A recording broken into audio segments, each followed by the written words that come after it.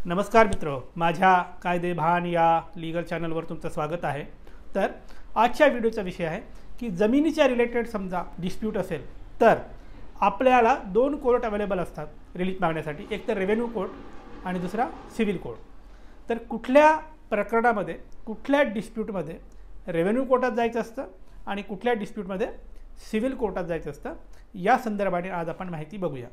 तर मी बऱ्याच लोकांना पाहिलं आहे की जमीन आहे, जमिनीशी रिलेटेड काही डिस्प्यूट झाला आहे, तर बऱ्याच लोकांना कळत नाही की हा जो डिस्प्यूट आहे या संदर्भाने आपण सिव्हिल कोर्टात गेलं पाहिजे की रेव्हेन्यू कोर्टात गेलं पाहिजे हे कळत नसल्यामुळे चुकीच्या कोर्टात जातात, अनेक वर्ष दावा लढत बसतात।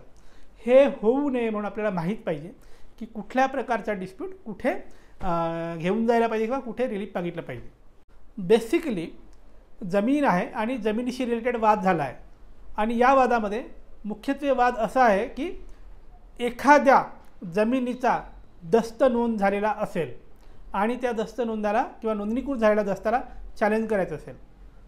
आता हे दस्त कुठले आहेत?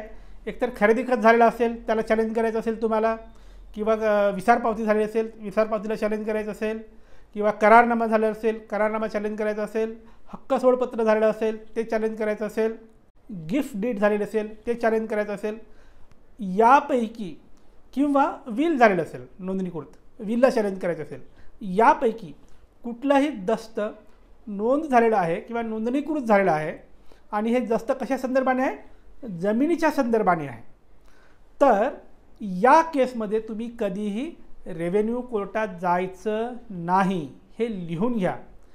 कुठल्याही प्रकारचं दस्त नोंदणीकृत झालेलं असेल, ते जमिनीशी संदर्भाने असेल आणि अशा दस्ताला जर चॅलेंज करायचं असेल तर त्याला एकमेव कोर्ट आहे जिथे अशा पद्धतीच्या नोंदणीकृत दस्ताला चॅलेंज करता येतं, ते कोर्ट म्हणजे सिव्हिल कोर्ट म्हणजेच दिवाणी न्यायालय।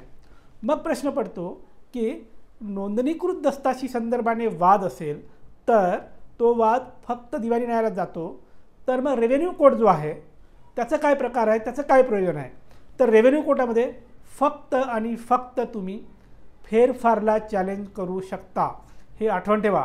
रेव्हेन्यू कोर्टात बरेच लोक असं म्हणतात की आम्ही 7/12ला चॅलेंज करू, तुम्ही 7/12ला कधी चॅलेंज करत नाही। 7/12वर तर नोंद येते, कुठून येते? फेरफारवरून येते। ज्या फेरफारवरून 7/12वर नोंद आली त्या फेरफारला तुम्ही चॅलेंज करता। आता ही कुठली नोंद असू शकते? एक तर वारस नोंदाचा फेरफार असू शकतो, दुसरा एखाद्याचं नाव पोकळीस्त पद्धतीने 7/12वर असेल त्याचा फेरफार असेल, शासनाने समजा अधिग्रहण केलं त्याचा फेरफार असेल, रिझर्वेशन टाकलं त्याचा फेरफार असेल, किंवा एखाद्याने कुठल्या तरी नोंदणीकृत दस्तान्वये आपलं फेरफार घालून नाव 7/12वर आणलं असेल, तर अशा पद्धतीचं काही असेल तर त्या संदर्भाने असलेल्या फेरफारला तुम्ही चॅलेंज करू शकता। आता जे मी नोंदणीकृत दस्तान्वये आलेलं फेरफार हे जे म्हटलं ना, एवढा प्रकार सोडून बाकी सगळे प्रकार जे आहेत ते प्युअरली तुमचे रेव्हेन्यू कोर्टात डिस्प्यूट सॉल्व होतात। पण एखादा फेरफार असा आहे जो नोंदणीकृत दस्तान्वये करण्यात आला असेल तेव्हा मात्र फक्त रेव्हेन्यू कोर्टात तुम्हाला दावा दाखल करून तुमचा प्रश्न सुटणार नाही। अशा वेळी तुम्हाला 2 दावे दाखल करावे लागतात। एक तर रेव्हेन्यू कोर्टात दावा दाखल करावा लागतो तो संबंधित फेरफार नलिफाय करण्यासाठी, आणि सेम टाईम तुम्हाला सिव्हिल कोर्टात दावा दाखल करावा लागतो की अमुक नोंदणीकृत दस्त आहे तो रद्द करण्यात यावा। अशा प्रकारे एकाच वेळी 2 दावे दाखल करावे लागतील जर तो फेरफार नोंदणीकृत दस्तान्वये आलेला असेल तर। अदर दॅन इतर कुठलेही फेरफार आलेले असतील ते मात्र तुम्हाला फक्त आणि फक्त रेव्हेन्यू कोर्टातच लढावे लागतात, किंवा रेव्हेन्यू कोर्टात तुम्ही RTSचा दावा दाखल करून तो फेरफार रद्द करून घेऊ शकता। फेरफार रद्द झाला की 7/12वरून संबंधित नाव कमी होऊ शकतं, अगदी शासनाचं नाव आलेलं असेल तरी कमी होऊ शकतं। तर मित्रहो, हा आहे बेसिक फरक रेव्हेन्यू कोर्टामध्ये कधी जायचं आणि सिव्हिल कोर्टामध्ये कधी जायचं। थोडक्यात कुठलंही नोंदणीकृत दस्त असेल त्याला चॅलेंज करायचं असेल तर रेव्हेन्यू कोर्टात नाही जायचं, सिव्हिल कोर्टात जायचं।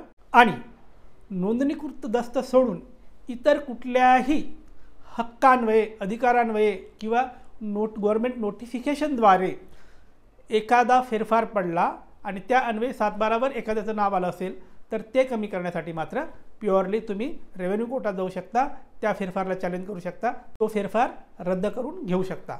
तर हा आहे रेव्हेन्यू कोर्ट आणि सिव्हिल कोर्ट या दोन कोर्टामधील फरक आणि कुठले दावे कुठल्या कोर्टात लावायचे असतात त्या संदर्भाने माहिती. मित्र, तुमच्यासाठी असंच मी कायद्याची माहिती आणत राहीन. त्यासाठी कायदेभान पाहत राहा. आणि हो, ज्यांना कायदेशीर सल्ला हवा आहे ते मला संपर्क करू शकतात. माझा नंबर तुमच्या स्क्रीनवर दिसतोय, पण थेट फोन करायचा नाही, अजिबात फोन करायचा नाही. व्हॉट्सअपवर नाव, गाव, जिल्हा आणि केस काय लिहून पाठवा. तुमच्या केसमध्ये मेरिट असेल तर आम्ही तुम्हाला संपर्क करू आणि लीगल ॲडवाईस देऊ. बाय.